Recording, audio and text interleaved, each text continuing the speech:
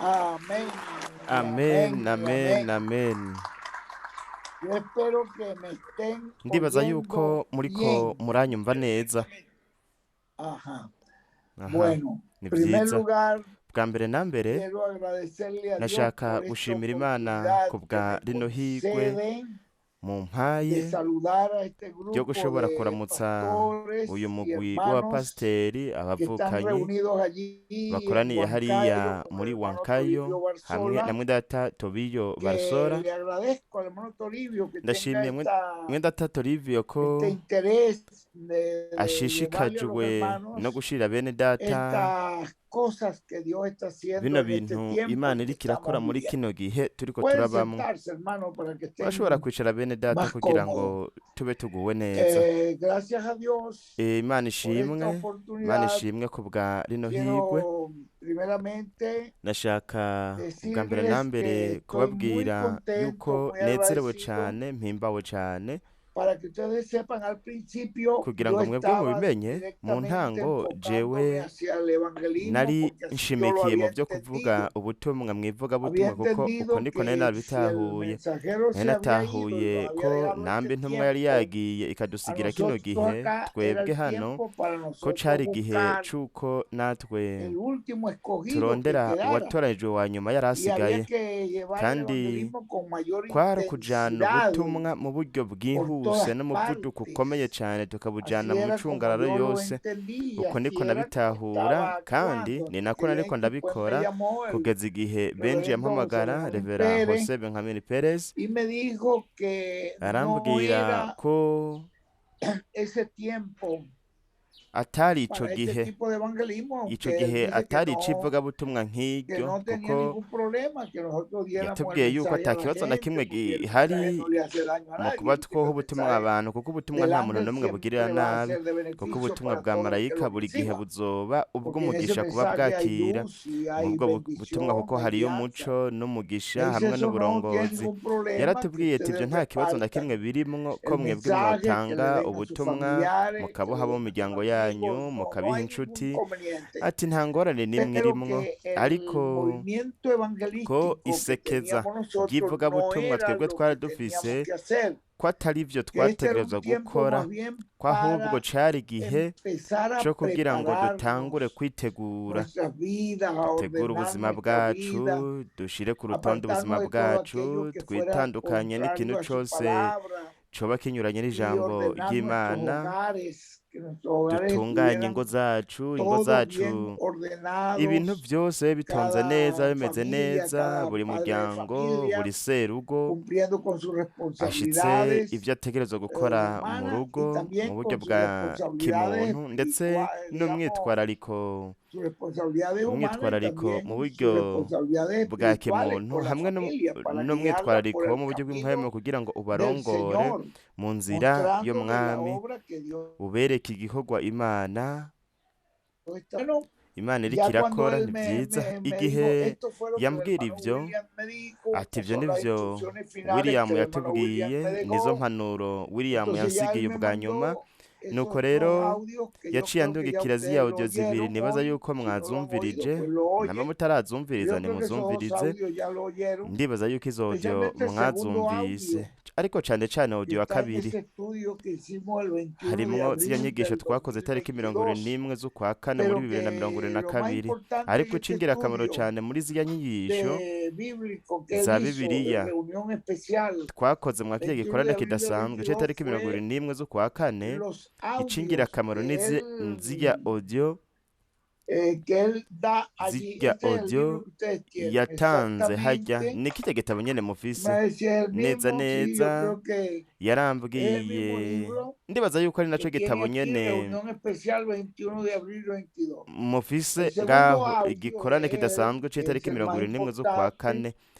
porque Audio ya ahí él ya kabiri nos niyo ngirakamaro cane, detalla kuko ngaho con aratubwira mayor, mu buryo nos da con mayor detalle aratubwira lo mu que está buryo busa aconteciendo n'ubufoboye actualmente dentro del ibiriko programa biraba divino, umugambi que es w'Imana. lo que nosotros tenemos que seguir. aribyo es twebwe el camino, esa dutegerezwa es la gukurikira, pauta niyo que nzira, tenemos que seguir. niryo rembo, niyo Y una nzira cosa dutegerezwa muy gukurikira, niyo importante nzira dutegerezwa que gucamwo. quiero Kandi decirle ikintu es c'ingirakamaro que yo cane estoy nagomba kubabwira orando ni uko y jewe buscando por esa nasenze unidad ndondera del buno bumwe pueblo, buno que el bumwe pueblo se mantenga bw'abantu, ko unido, el abantu boguma cuerpo bunze ubumwe, ministerial, umubiri que w'ubukozi, se mantenga unido, que ko no twese twoguma haya twunze ubumwe, separación. ntihabe Por ugucanamwo eso ibice, yo, ntihabe ibice. orando a Dios Ico sobre gituma eso, pues Dios me nasenze mostró Imana que ku el bijanye n'ivyo, ministerio actual Imana iranyereka que yuko nos estaba ubukozi bw'iki guiando gihe buriko estaba en José buraturongora, Benjamín Pérez. yuko bwari Y yo buri muri cuando lo pude Revera ver, Jose Benjamin cuando ya él Perez, me dijo lo que igihe el hermano nashobora William me kubibona, dijo, igihe yambwira ivyo pues yo William entendí yamubwiye, que al naciye hermano José ntahura Benjamín yuko Pérez le Revera fueron Jose Benjamin dejadas Perez las últimas yasigiwe instrucciones impanuro za nyuma, de parte del ángel azisigirwa na para lo marayika, que había que hacer, ku que es lo que vyo nos va a yategerezwa conducir kuzokora, ko ari we justamente azotuyobora a neza ese neza cumplimiento de muri las uko promesas del gushitswa Señor. kw'amasezerano Lo que y'umwami, nos va a conducir a kuko eso es ese azotuyobora mensaje, esa guianza, esa akoresheje ubu palabra butumwa, ubu burongozi, iri que jambo Dios Imana le ha venido dando a él para que yagiye él la iramuha transmita al kugira ngo pueblo. nawe aribwire Y eso abantu. es palabra de Dios. Kandi ayo Por eso majambo él y'Imana dice nico gituma yavuze en este estudio, él dice, muri en izi este nyigisho, tiempo yaravuze tenemos ngo que muri iki gihe vigilar dutegerezwa kugaba, qué es lo que Dios en tukitwararika Espíritu Santo tukamenya ati está mbega niki haciendo Imana muri mpwemu en yera medio iriko de irakora, su ikorera iglesia. mu ishengero Aquí ryayo. nos lo dice en la Aha página arabitubwira ku rupapuro 18, rwa por ahí 18 en el segundo párrafo. ku ¿Qué es? gaparagarafe ka Tenemos kabiri, que agace ka vigilar, kabiri, ver, dutegerezwa darnos kugaba cuenta tukaraba qué es lo que Dios está tugatahura haciendo. ati mbega Y niki después Imana nos iriko da una irakora. cita Hanyuma aca del atubwira libro de umurongo citas de uri parte mu del gitabo hermano c'imirongo Branham, de la wavuzwe na página Mwidata 5 del Branham libro de ku citas, rupapuro el rwa párrafo gatanu 48, rw'imirongo, donde el paragarafe hermano ya Branham usa 48, el aho Mwidata mensaje aquí, Branham akoresha ubutumwa uno ngaha mayor que Salomón. Eso bwitwa está en la página nguyu 18. uwuruta Salomo, biri ku rupapuro rwa Le estoy 18. hablando ahora Ubu ndiko no ndababwira estoy hablando de la tercera etapa, nuestra ndiko preparación. ndababwira mw'iki ¿No tienen gitabo ustedes la c'ugwa kwa tercera gatatu hamwe etapa, nuestra n'umwiteguro preparación? wacu. Mbega ntimugifise ico gitabo, Ese ugwa kwa estudio gatatu hamwe ese n'umwitegura no mensaje kwitegura que él nos kwacu, predicó buno butumwa allí, la yabutubwiriye tercera hariya, etapa, ubwo kwego nuestra kwa gatatu preparación. hamwe no kwitegura Busca la kwacu. página 18. Raba ku rupapuro rwa Bueno, 18, búscate la página raba 18, ku rupapuro rwa donde el hermano, 18, él nos cita aquí aho la parte del aha hermano yariko aratubwira Branham, aho umurongo wa Mwidata donde el Branham, hermano Branham dice, aho he Mwidata aquí Branham yavuze uno ngo mayor nguyu uwuruta que Salomón. Salomo. Saben, me gusta, dice Murabizi él, we yaravuze traer ngo una carpa vyonezera grande kuzana ihema y rinini, armarla aquí por un ndetse momento entre ustedes, nkaba ngaha hagati muri gente mwebwe buena, akanya y gato, solamente abantu quedarme beza de gusa, manera que nkahaguma ku pudiéramos buryo tomar bw'uko una tarde twoshobora para que gufata un umugoroba servicio de umwe kubw'igikorwa enseñanza c'inyigisho entre ministros, hagati esto y'abakozi es lo que nos b'Imana. está hablando, Ivyo nivyo yariko y aratubwira, permitir que las kandi nkemera iglesias yuko sean amashengero arregladas. atunganywa. El hermano Branham estaba Muvukanyi profetizando Branham ahí yariko prácticamente aravugishwa, yariko que arahanura, las yariko iglesias sean arahanura arregladas. amashengero Y saben una atunganywe. cosa, Kandi murazi ikintu kimwe, creo que el Espíritu Santo ndizera nos ko mpwemu ayudará yera azodufasha a hacerlo. kubikora. El mismo Espíritu Santo nos va a ayudar Mpwemu para yera hacer ubwiwe eso. azodufasha gukora ivyo, Y esto es lo que está pasando. kandi Entonces nivyo viene, biriko biraba. aquí nos dice Nuko el hermano rero José Benjamín aha Pérez, Mwidata Jose Benjamin ¿y Perez qué aratubwira ustedes ngo están mbega viendo? namwe Pues, ¿qué muriko estamos murabona viendo iki? nosotros? Niki twe turiko Es el turabona? Espíritu Ni Santo mpwemu yera ariko ayudándonos. aradufasha, De tal manera que lo que ku estamos buryo viendo es el bw'uko ivyo Espíritu turiko Santo turabona ni mpwemu ayudándonos. yera ariko Vean aradufasha. cómo ese Mwumve ingene ambiente de un tiempo para acá, ingene donde ha yagiye estado aradufasha kuva hariya hablando el kugeza ubu, Espíritu aho Santo mpwemu yera yaje diciéndonos, aratubwira tuganiriza arreglen sus ati vidas, atubwira ati vamos nimutunganye ubuzima camino a la bwanyu, tierra turiko prometida turaja mu del gihugu nuevo c'isezerano cuerpo. c'umubiri musha. Vamos Ti rumbo turiko a la fe del turerekeza, turiko rapto. turaronka ukwizera La kwizamurwa, estamos turiko obteniendo. turaronka uko Vamos kwizera. a Reka santificarnos. twiyeze. Él dice, eso es lo que el Aravuga aravuga ngo Espíritu ivyo nivyo Santo nos ha mpwemu estado yera hablando yamye agenda a través aratubwira del reverendo biciye José muri Benjamín revera Pérez, Jose porque él Benjamin nos está Perez dando las kuko we instrucciones ariko que el araduha hermano impanuro William amabwirizwa les dejó. Pues yo estoy mwedata William entendiendo yamusigiye en el jewe ndiko hermano Benjamín, ndatahura estoy muri viendo que mwedata es un Benjamin ministerio yuko profético ubukozi bw'ubuvugishwa el que Dios está usando nibwo Imana para iriko irakoresha prepararnos. kugira ngo Entonces adutegure nuko rero él dice aquí el hermano Branham ngaha ya mwedata Branham estaba aravuze ngo profetizando allí vyari lo que vyaravugishijwe iba a estar hariya ocurriendo ivyari kuba en el biriko futuro. biraba muri kazoza Y uno podrá decir, kandi umuntu oye, yoshobora pero kuvuga ati cuando eso ocurra, tariko ivyo oye, ntivyaba cuando eso ocurra, tariko ivyo hermano, ntivyaba él dice, benedata no es cuando aravuze eso ngo ocurra, hermano, tariko ya ivyo eso ntivyaba está aravuze ati ocurriendo en benedata este ivyo tiempo biriko delante biraba de muri iki gihe nuestros imbere ojos. y'amaso Entonces, yacu él, nuko rero con esa percepción wewe profética, hamwe n'uno nos mwihwezo está wa mostrando gihanuzi que ya ariko eso que aratwereka dijo el hermano yuko Branham, ibi mwendata que Branham las iglesias yavuze se yuko arreglen, amashengero yokwitunganya akitegura y el murabona Espíritu Santo nos va a kandi mpwemu ayudar yera para que azodufasha lo kugira ngo hagamos. Entonces él dice, tubikore mira, nukore ya murabe eso que ivyo profetizó el hermano vyamaze Branham en este kuvugishwa muri tiempo mwedata ya está Branham muri iki ocurriendo, gihe biriko biraba porque eso es lo que el Espíritu Santo nos kuko viene ivyo nivyo hablando, mpwemu yera yagiye que aratubwira las iglesias yuko se amashengero arreglen sus amashengero vidas, vamos yotunganya camino a la tierra ubuzima prometida turiko del turaja nuevo mu gihugu cuerpo, c'isezerano c'umubiri vamos musha rumbo a la fe del turiko twerekeza ku rapto, kwizera k'ukunyakugwa la murabona estamos obteniendo, kandi turiko turaronka uko vamos a kwizera reka santificarla. twiyeze El trabajo que igikorwa estamos haciendo igikorwa turiko nosotros es el turakora trabajo twebwe kino de gikorwa evangelismo. c'ivugabutumwa No era el trabajo que en sico realidad cari teníamos que igikorwa mu hacer, vy'ukuri pero yo lo estaba twategerezwa haciendo gukora así porque así kuko yo lo je nariko entendía. ndabikora nk'uko kuko Hasta ariko que él me mostró nabitahura y me dijo, Miguel, kugeza mira, igihe esto es yanyereka lo que arambwira el ati Miguel profeta ibi dijo. nivyo umuhanuzi yavuze No es que no vamos a suko evangelizar o que digamos tutazovuga que no ubutumwa vamos a darle a la canke gente el ko mensaje, abantu claro. tutobaha Cualquier persona ubutumwa que necesite el oya mensaje, nosotros se lo damos. El iyo umuntu mensaje aje no le va a kudusaba hacer daño a ubutumwa ngo nadie.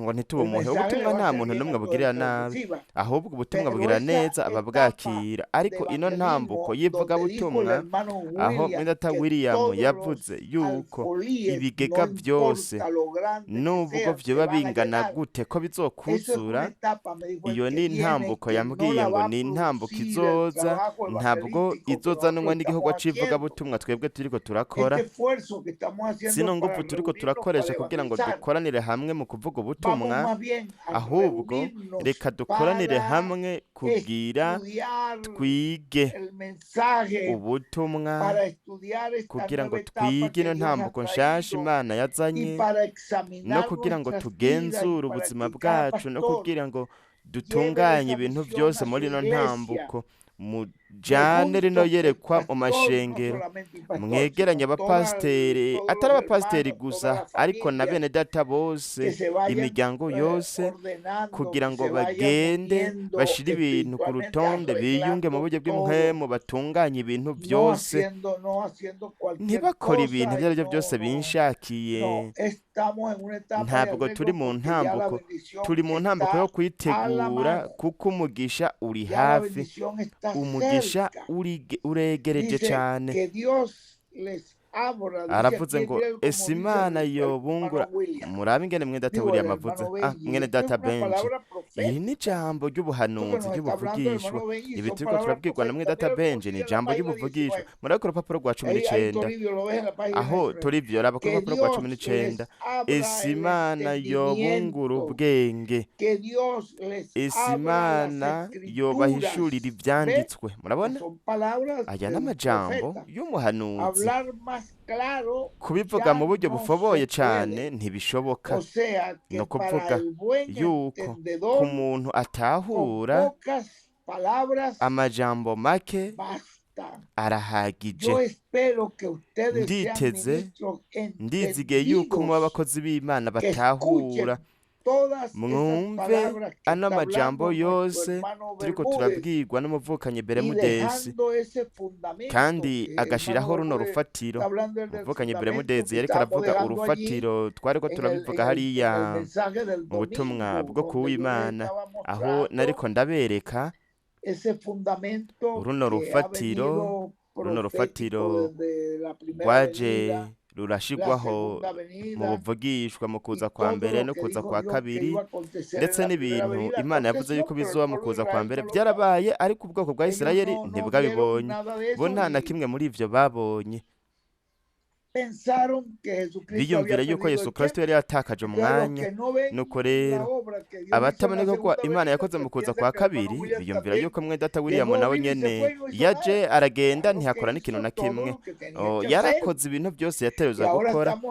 Ubu rero turi mu ntambuko y'ukwitegura, twitegurira ugushitswa kw'ibintu byose no muvugishwa yatubwiye, kandi ivyo nivyo Imana iriko irakora biciye muri mwene data Jose Benjamin Perez.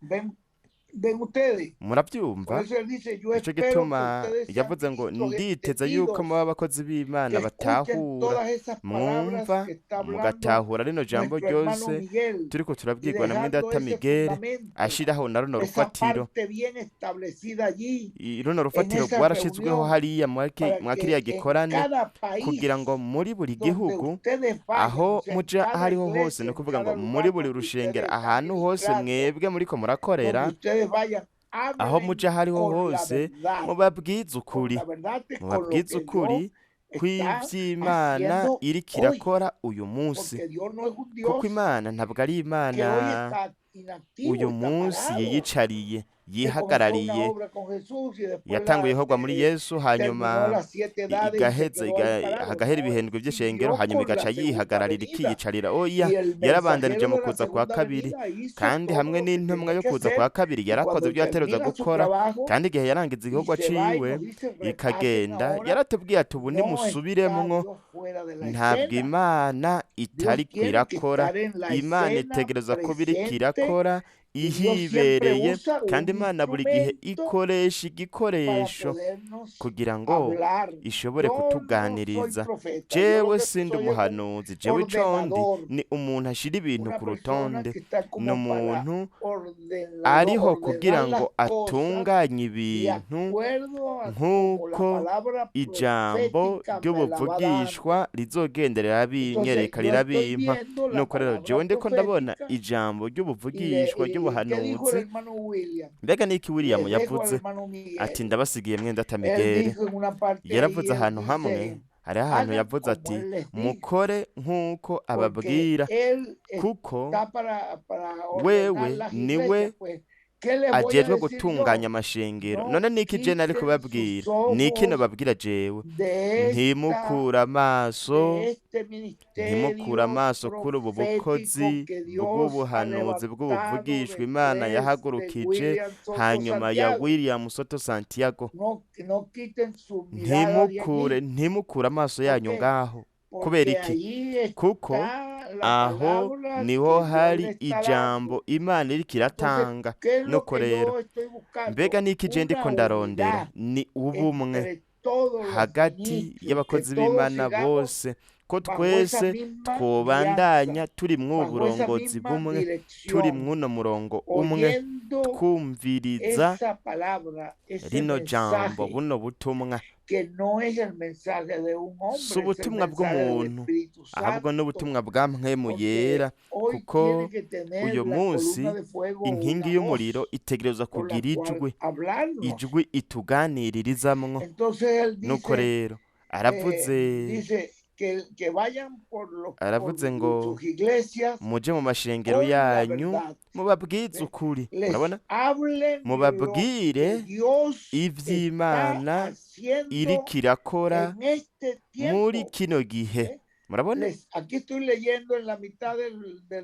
aha ndiko ndasoma hagati na hagati muri no paragraphe, muri no rupapuro ngaho urabifise, urabibona, biraho nyene neza neza.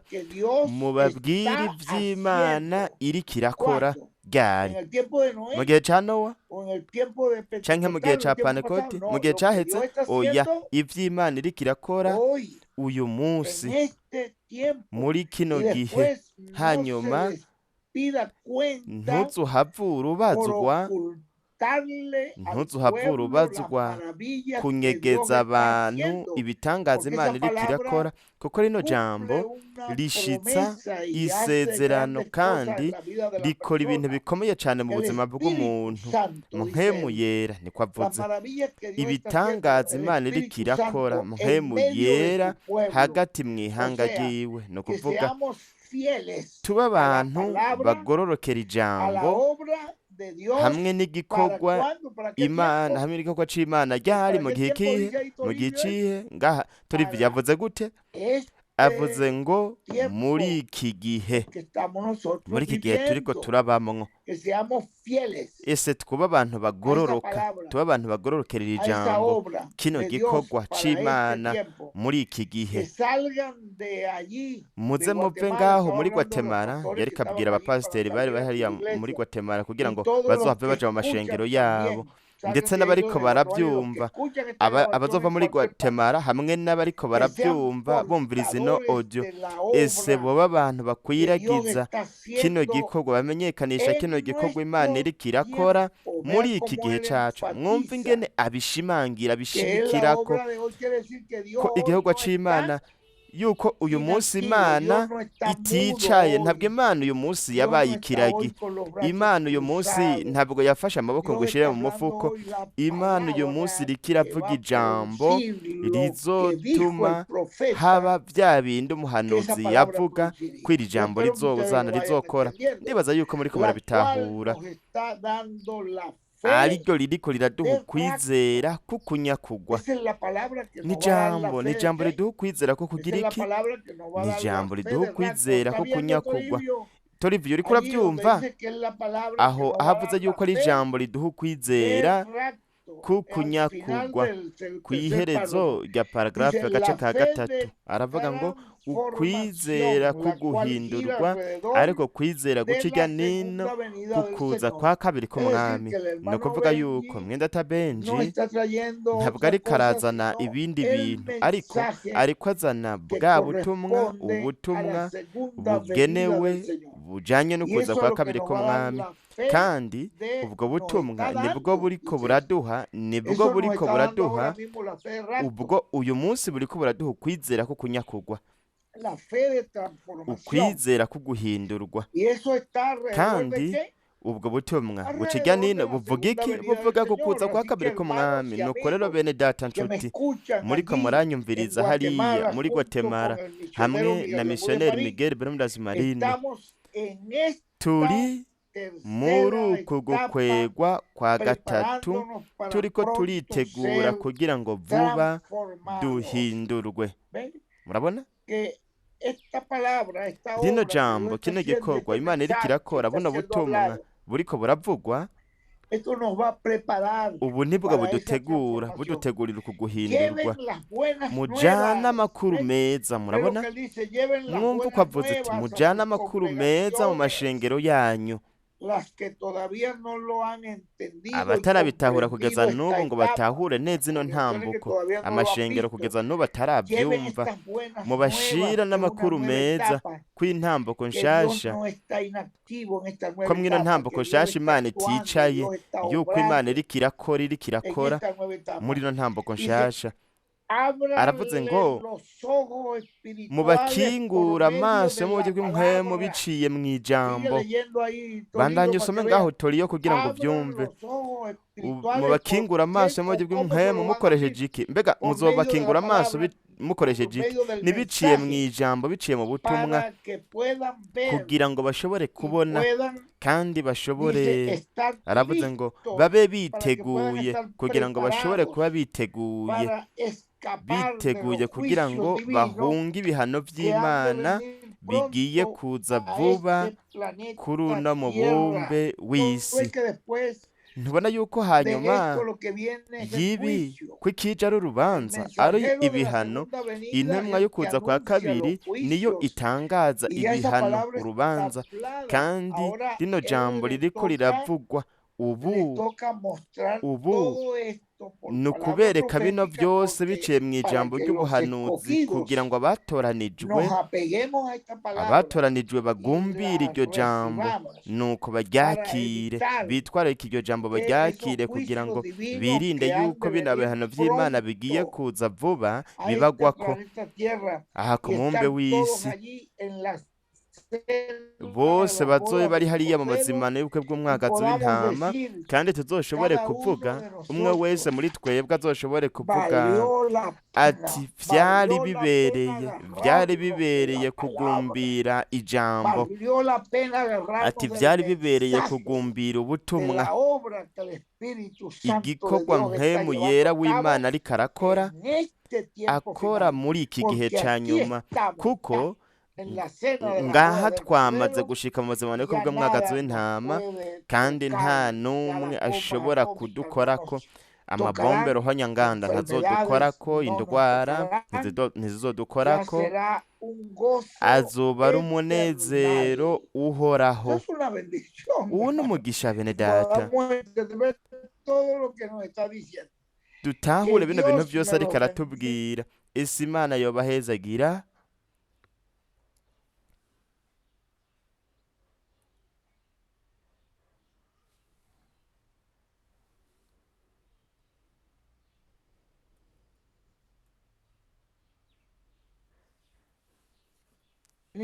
O sea, ya Ni en ukuvuga ngo Guatemala, hariya muri que Guatemala también sea naco de nyene gran kizobe bendición esa icumugisha reunión. ukomeye cane Y ico fue de gikorane, gran bendición, kandi cabaye tal icumugisha como ukomeye él lo cane dijo. nk'uko neza yari Así yabivuze.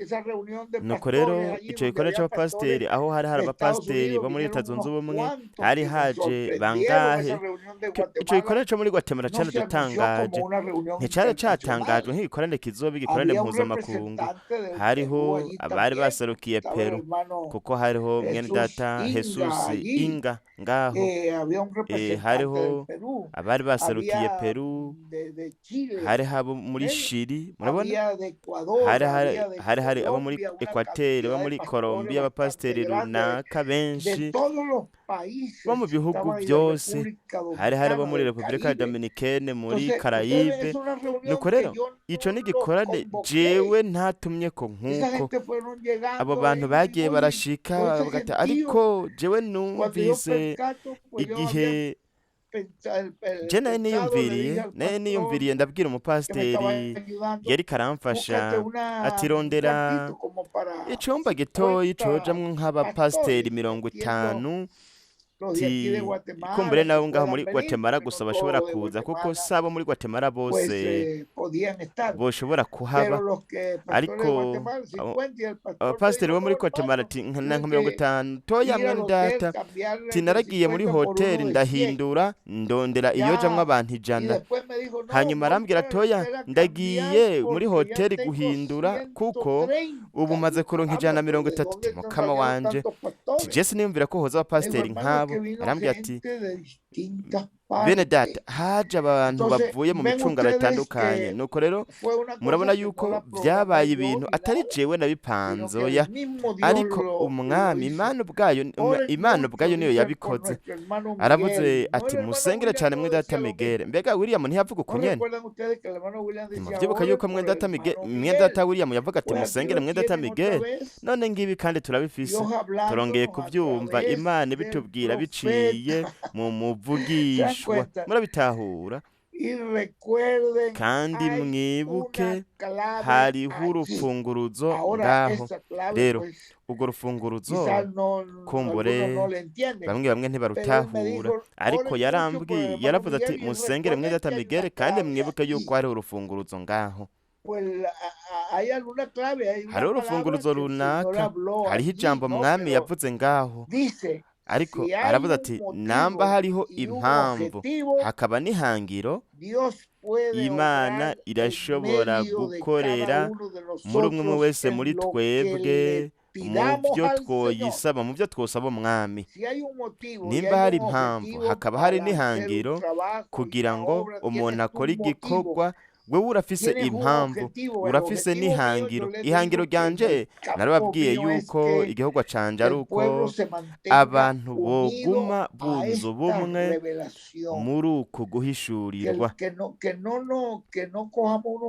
Umwe ntafate ngo ace mu ruhande rumwe, uwundi ngo ace mu rundi ruhande, oya, ahubwo twunga ubumwe muri buno bukozi bwo buvugishwa bwahanuwe, kandi twunga ubumwe muri uku guhishurirwa, kuko kuno guhishurirwa niko kuzotuzanira ijambo rizoduhesha uguhindurwa kwacu no kunyakurwa. Muravyumva? Haravuze ati nuko rero twebwe turasaba ko Imana yokoresha cyane. Yavuze yuko ngaho hari urufunguruzo, yavuze ko hari urufunguruzo. Nuko rero twebwe turasaba Imana ngo ikoreshe cyane kandi ihamagara meza inakomeze mw'idata Miguel Bermudas Marine, kuko we arafise impamvu kandi arafise na objective, ihangiro ryo gutuma aguma ari hagati mu ihanga ry'Imana, hagati muri twebwe. Mbega iyo mpamvu n'ihangiro jewe mfise ni iyihe? Nukunigana, nukugwana kugira ngo hagume hari ubumwe, kugira ngo umubiri w'ubukozi ugume uri mu bumwe, uri kuhanga amaso ino nzira, buno buyobozi, kandi amatwi yacu nayo turiko tuyumvisha ibintu mwama ariko aratubwira biciye muri kino gikoresho. Igikoresho si wowe ugihitamwo, ni Imana yagitoranije, kuko ico ntabwo ari uguhitamwo k'umuntu, bijanye n'uko Imana yo iba yarabitoranije, yarabihisemwo. Nuko rero mubandanye musengera mw'idata Miguel, dusengeranire umuntu na mugenzi we twunze ubumwe. Aha haratubwiye muri iri jambo ry'ubuvugishwa ati twunze ubumwe mu rukundo rw'Imana tuzoronka intsinzi ikomeye y'urukundo rw'Imana, ariyo izodukwizera mu mwuzuro kuguhindurwa no kunyakurwa. uko kwizera kuzuye tuzoguhabwa na mpwemu yera ubwiwe, ubu uriko aradufasha. Ni mpwemu yera ubwiwe niwe ariko aradufasha, ariko aradutegura kugira ngo buri gihe cose dutahure neza kandi dutahure mu buryo bwagutse buri kintu cose Imana iriko irakora, kugira ngo dutahure buri kanya tugende turabibona mu buryo bwagutse bufoboye. Imana iguhezagire mw'idata Miguel, ndavuze nti amen. Imana ikurinde, ndavuze nti amen. Kandi wakoze kubwira ihirwe, kandi namwe mwese Imana ibahezagire ngaho aho mukoraniye muri Huancayo. Imana ibahezagire cyane, kandi muntahirize. Ubone Revera Jose Benjamin Perez ariko arabivuga ati muntahirize amashengero yanyu hamwe nanje nyene Miguel Bermudes Marine, umushumba wanyu. Nditeze Torivio ko muri ano majambo make nariko ndabasomera muri iri jambo ya Mwendata Benji. Mwabonye yuko atari jewe nariko ndavyiyadukanira, nariko ndabisoma. Wumvise yuko nagiye ndabisoma, nawe wari ufise igitabo wavyiboneye, wariko urabona neza yuko jewe nariko ndabisoma. Kandi murashobora no gufotora bino bitabo kugira ngo mubihe mwese muramaze kuba mubifise. Bose barafise buno butumwa, inyigisho za Bibiliya, ubwoko bwa gatatu hamwe no kwitegura kwacu. Ni sawa. Nuko rero murabe, jewe ngaha ndafise imirongo y'ubu butumwa ariyo y'urufatiro.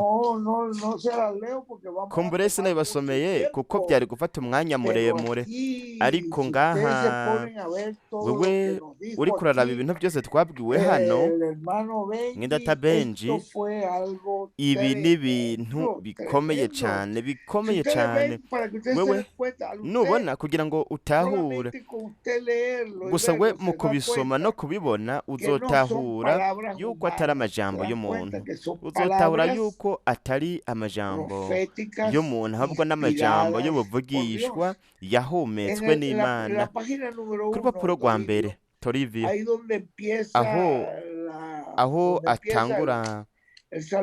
atangura zino ntasho, paragarafu ya kabiri haravuga ngo mu by'ukuri ni ihigwe rikomeye cyane hamwe n'umugisha umwami ampaye gushobora kubatasha no gusaba umwami kugira ngo abandanye kuduhezagira biciye mu ijambo ryiwe. Murabona, murabe ibyo ariko aratubwira, abandanye kutwungura ubwenge, kuduhishurira ibyanditswe.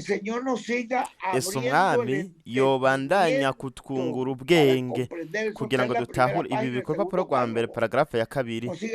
Ese yobandanya kutwungura ubwenge kugira ngo dutahure umugambi wiwe, umugambi afise hamwe n'ivyo ariko arakora uyu munsi. Ibi ni ingirakamaro cyane kuko akenshi abantu baravuga bati byose ntahura ibintu byose Imana yakoze hariya mu gihe ca Yesu canke hariya mu gihe ca Mose canke mu gihe ca Nowa, ndetse hariho n'abavuga bati no mu gihe ca Mwendata William uti sindiko ndabitahura. Nuko rero Mwendata William yaradusigiye impanuro, yaradusigiye indikasiyo, kandi wewe yaradusigiye uyu muntu kugira ngo akomeze aduha impanuro, amabwirizwa asa n'ayagaragara neza. Murabe ukuntu abandanya avuga ati Imana ni Imana yo muri kubu. Murabona ibi bintu mu bizirikane, Imana ntabwo izoba ngaho ngo yiyicarire gusa. Imana ni Imana Yakubu, ni uhoraho yamaho mu gikorwa. Nuko rero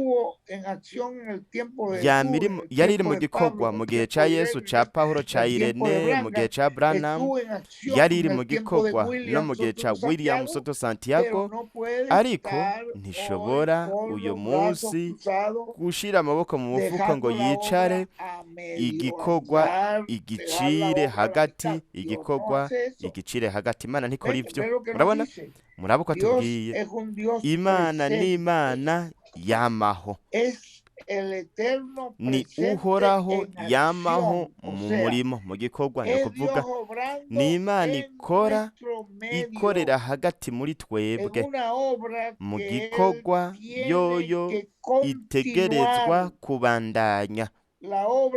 Igikorwa Imana ntabwo igicira hagati, ariko ni igikorwa kibandanya nk'uko yabigabiye, nk'uko yabishyize mu mugambi wayo. Uriko urabisoma Toribio? Aha, ibi bintu byose urabibona. Imana yari yarabivuze, Imana yari yarabonye ukuva mu mubiri kwa Mwendata Branham, Imana byo byose yari yarabibonye. Kino gihe cose yoyo yari yaragitegekanije uku. Ubu ni bwo buryo Imana yari yarabitegekanijemwo. Muri ubu buryo nyene, ntabwo ari gitangaza ku Mana. Kuri twebwe kumbure ego, canke ku bantu benshi, no kuri jewe na jewe nyene, ntabwo ari gitangaza kuko Imana yari yarabitegekanije ko bizoba uku nyene. Igihe hagira igihe cyo kugenda kwa Mwendata Branham, iki ni cabaye igitangaza ku Mana ko haza irya mpanuka ikamwaka ubuzima.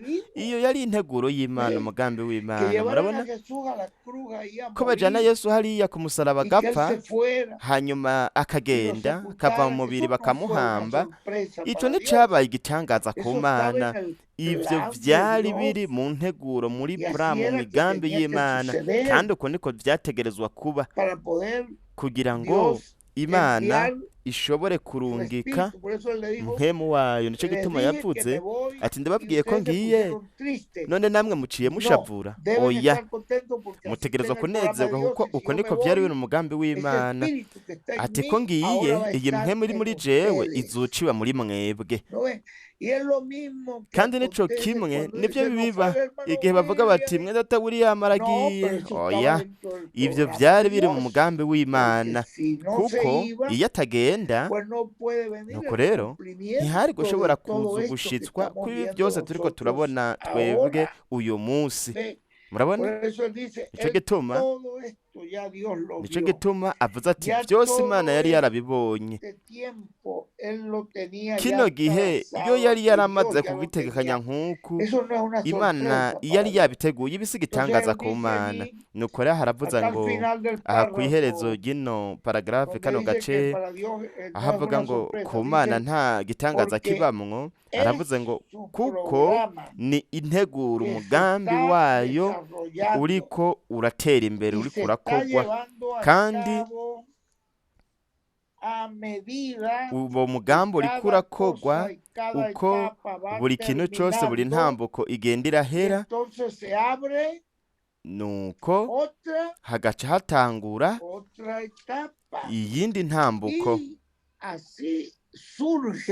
Nuko bityo uko niko biba mu biringo, ibintu byose Imana ifise mu mugambi wayo biba muri ubwo buryo. Imana ibiri mu gikorwa muri buri gihe cyose. Murabona, muri buri gihe cyose, igihe cyose Imana ibiri kirakora, Imana ikorera muri buri gihe.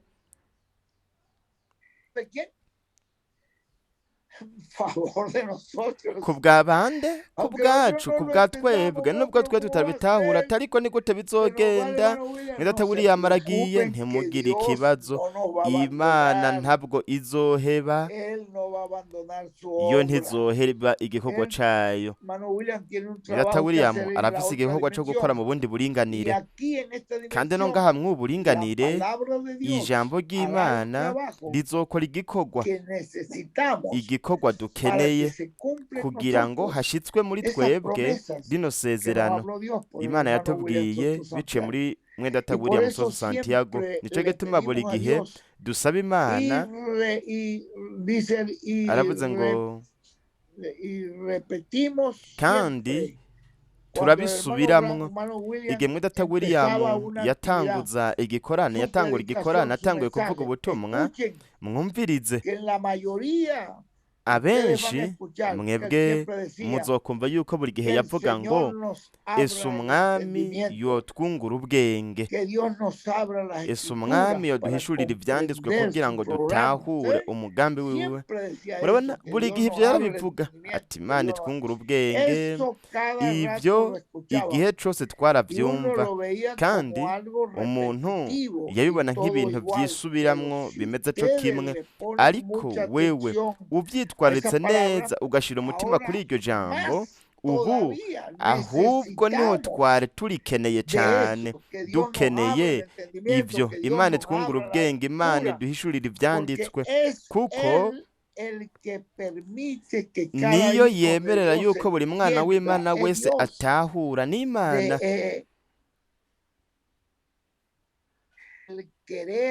Niyo ishiramwo gushaka no gushira icifuzo cyo gukora ivyo igomba. Niyo yemerera yuko buri mwana w'Imana wese atahura, buri mwana w'Imana atahura ijambo ryayo rihwanye n'igihe cacu. Imana yaraduhaye twebwe uno mwihwezo wa gihanuzi, no kuvuga n'abantu nk'uko Branham yavuze, abantu bafise umwihwezo wa gihanuzi, kuko bitameze nk'uko, nuko rero ntitwoshobora gutahura umugambi uhwanye n'igihe turiko turabamwo. Twebwe twavuga dutoya, jibi ntabyo ntahura, ntabyo nakira, ntabyo ntahura. Ariko umuntu agerageje gutahura akoresheje ubwenge bw'umuntu, wocumenga kabaye akaga Imana kuba yarajanye intumwa. Ariko oya, byose birafise impamvu, byose birafise igituma. Imana y'ubwiza irazi ivyo iriko irakora, kandi ngaha nashaka kugira ko ndababwira ati mukurikire ino nzira, mukurikire buno burongozi. kugeza igihe y me Imana dé la izompa inguvu bendición, ikampa ahí n'umugisha, estaré con ustedes nzoza mbane por namwe todos estos lugares o en mu cada país, bibanza aunque byose sea canke muri una buri reunión en gihugu, cada país, naho hoba porque igikorane muri buri quizás gihugu, kuko en este kumbure viaje que muri voy uru no pueda rugendo tener tantas reuniones, mfise muri pero urugendo podemos nagize tener una y sinzogira decirle, ibikorane vyinshi, aquí ariko está, nogira pongan su nka mirada kimwe nkavuga ati en la palabra ngibi muhange profética, amaso ku ijambo no se ry'ubuvugishwa, haga sus propios planes, su ntimukore ibyo propia mwiyumvira ngo argumentación, muzane échenla a un lado ivyiyumviro y vyanyu mushibulire ku acepte ruhande, lo que Dios mwemere está haciendo ivy'Imana hoy. iriko Yo irakora lo uyu pudiera munsi. seguir leyendo, Nariko ushobora kubandanya esto es kubasomera palabra del ano Señor majambo todo esto. y'umwami, ayo yose n'amajambo Bueno, y'umwami ibi que Dios me vyose les ni vyiza. bendiga, mis Imana hermanos, y ibahezegire bene espero que data, oyeron bien que me niteze dice yuko Toribio, ndibaza cómo yuko está mwantahuye su neza. gente, allí están felices y Wewe umbwire contentos. Torivi, abantu bari Todos ngaho están bameze gute? entendiendo, Baranezerewe, nadie bariko tropieza, barantahura, nta n'umwe yatsitaye, nadie ha nta tropezado en n'umwe nada, yatsitajwe todos n'ikintu na están kimwe, bose entendiendo, yo bariko los veo baratahura, felices, los ndababona veo banezerewe, ndababona contentos. barahimbawe. Amen. Muchas gracias, mis Murakoze hermanos. cyane Aquí bene Ruth, data. ayúdame para ver Rudi, cómo es que mfasha se kugira termina el ngo tiempo, ndabe ingene porque yo no sé. tworangiza, kuko jewe ntavyo Aquí Ruth nzi, es la sinzi ngaho ingene técnica. tworangiza. Rudi ngaha niwe ari umutekinisiye, Que Dios me los umuhinga bendiga, que w'ivyuma. Imana sepan que ibahezegire, ha sido un mumenye privilegio para yuko mí, byabaye ihirwe Toribio, cane kuri hablarte y que tú jewe recuerdes cuál kukuganiriza es Torivio, kandi mi wibuke objetivo ihangiro y ry'iwanje mi ryariryo motivo hamwe es n'impamvu mantener al yanje pueblo ni ukugumiza abantu unido mu en bumwe esta palabra y muri en iri este jambo mensaje que hamwe Dios nabwo nos ha dado. butumwa mw'ubutumwa Imana La yaduhaye. unidad es Ubumwe importante para ni mí. ingirakamaro cyane Dios kuri le bendiga. jewe. Imana ibahezagire. Urakoze, urakoze cyane. Gracias a Dios. Imana ishimwe, Gracias a Dios, mi hermano Miguel. Imana ishimwe mwidata En Miguel. Mu verdad, by'ukuri estamos muy mu by'ukuri felices, turanezerewe muy cyane, agradecidos. turahimbawe Y cyane, realmente kandi mu estamos by'ukuri viendo turiko turabona esa teofanía, cómo lo está teofaniya guiando, lo está ingene usando iriko iraturongora idukoresha poderosamente. mu buryo bw'ububasha, Totalmente de acuerdo con la neza palabra, neza algo bihuye que n'ijambo, usted ikintu dijo. we wavuze. El hermano Mwene William data siempre William decía, buri oren gihe mucho yaravuga por ngo Miguel, musengere cyane y Miguel. hoy N'uyu también munsi está diciendo. n'uyu munsi ariko arabitubwira twebwe, Nosotros sabemos que eso es así. kandi twebwe Así que mwene data estamos Miguel muy felices, turanezerewe tomando en cyane cuenta siempre lo que gutahura dijo kwitwararika nuestro buri hermano gihe Miguel. Cada vez ivy'Imana que iba a yatubwiye predicar el muri mwene mensaje, data William. siempre él decía Igihe que cose Dios nos yaja abra kuvuga el ubutumwa, igihe entendimiento, cose yaba atanguye nos kuvuga abra ubutumwa las yaravuga ngo escrituras Imana para ibungura poder ubwenge bahishurire comprender. ivyanditswe kugira ngo mushobore Entonces gutahura. hoy pues es una Nuko rero bonita uyu etapa que munsi estamos viviendo. ni umugisha ino ntambako Realmente lo turiko vemos turabamwo, usted kandi mu by'ukuri rejuvenecido, turakubona lo vemos usted wasubijwe volverse itoto, grande, más turabona fuerte. ukomeye cyane ufise inguvu. Acá todos estamos Aha orando, twese estamos fuertes. turiko turasenga kugira ngo ugire inguvu. Bueno, hermano Miguel, lo estamos Mwene data esperando Miguel, para acá muy turakurindiriye pronto ngaha vuba cyane para poder kugira ngo compartir con ushobore usted, gusabikanya no, natwe. a ver, dele audio del costado. Toribio, Sí, Torivio, quería también decirte nashaka kandi que, kukubwira yuko me habló también el yambwiye, hermano mwene Benji, data Benji yarambwiye, me dijo yarambwiye que ko era conveniente que esas bibereye palabras que nos yuko dio rino el hermano jambo William twabwiwe na mwene sobre el data negocio William de ku For bijanye Life, n'ubucuruzi bwa y él Forife, dijo que era importante yarambwiye que yuko hubiese ari dos ingirakamaro cyane reuniones, me dijo yuko él, hoba por ibikorane. lo menos Yarambwiye ati anualmente, que el grupo de n'imiburiburi los ku kwezi ku líderes en kwezi alguna parte se abarongozi mu reuniera mice runaka para que le dieran bokoranira un hamwe empuje, porque kugira él ngo dice que bakore ya fue cyane, hablada kuko por la yaravuze yuko palabra ivyo profética, byavuzwe n'ijambo que ry'umuhanuzi saldremos con las yuko manos llenas. tuzohakura amaboko Así ajeje que los que tayuzuye. están allí Nuko rero abari trabajando ngaho por ahí, bakore muri empújenle Forife, con todo, y bakore el que no cyane está, rwose, pues kandi comience, y el que uwatarinjira está ahí yinjira medio, como atangure, llaman, uwuri hagati na hagati nawe, ahí mbega medio ngaho medio, muvyita que gute, le uwuri dé hagati con na todos los hagati hierros, akore porque resulta kugira que ngo él no me ashike, dijo kuko esto biraboneka es yuko yambwiye algo, me ati lo habló iki ni ahora, ikintu, hoy en la mañana. yabimbwiye mu Me dijo, gatondo, es yambwiye necesario ati que esta birakenewe palabra que yuko habló rino jambo ryavuzwe na marayika ridakorokera hasi ritaba impfagusa, ariko iri jambo turishire ku mutima kuko ni igikoresho. Mbega yambwiye gute? Ni ishami Imana izokoresha, ni igikoresho Imana izokoresha. Nuko rero reka twagure, dukore cyane, dukore dufise ishaka ryinshi, kuko ivyo bintu bizodufasha mu buryo bw'umutungo. Imana ibahezagire cyane. Amen.